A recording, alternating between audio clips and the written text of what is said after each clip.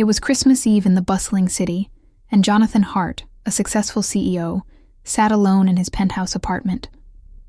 The sparkling lights of the city seemed to mock him, as snow fell gently outside his window. He had wealth, power, and respect, but at that moment, he realized something was missing. Family, love, connection.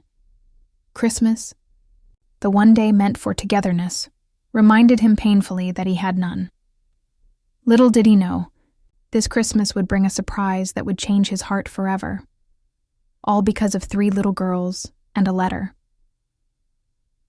Jonathan Hart's life was a whirlwind of board meetings, contracts, and business dinners.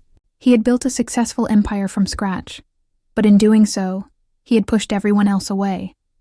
Friends drifted apart. Family visits became rare. Even his office staff knew him as the brilliant but cold CEO. That Christmas, Jonathan had canceled his plans, choosing solitude over the holiday chaos. He poured himself a glass of wine and gazed at the towering Christmas tree in his living room, decorated with shimmering lights. Yet, it all felt empty. Just as he was about to pour another drink, there was a soft knock at the door. Surprised, he hadn't expected anyone, Jonathan opened it slowly. On his doorstep were 3 little girls, bundled in winter coats, cheeks rosy from the cold. They were holding a small envelope carefully. "Merry Christmas, sir," one of them said timidly. We have something for you." Jonathan raised an eyebrow, unsure how to respond. "And who are you?" he asked cautiously. "We're the Triplets from next door, sir," another said. "We wanted to give you this. Please read it." Jonathan took the envelope, feeling a strange warmth.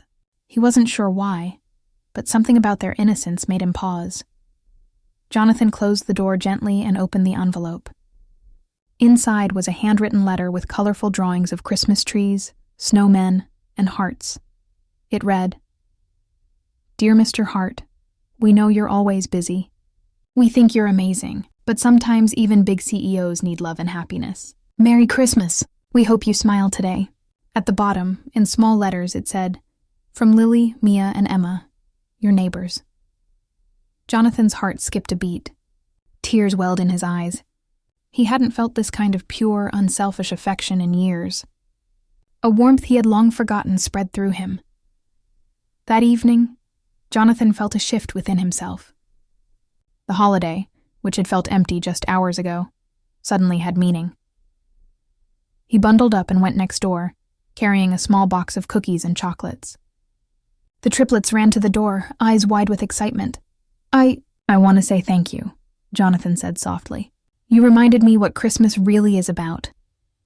The girls giggled and invited him inside. For the first time in years, Jonathan laughed freely, played board games, and even sang Christmas carols with children. The cold, lonely penthouse felt like a distant memory. From that day, Jonathan became a part of the girls' lives. He wasn't just a neighbor or a CEO. He became a guardian of love, laughter, and joy. That Christmas wasn't about gifts or wealth. It was about connection, about opening one's heart to others, even if it meant being vulnerable. And for Jonathan Hart, the Triplets' small letter was the greatest gift he had ever received.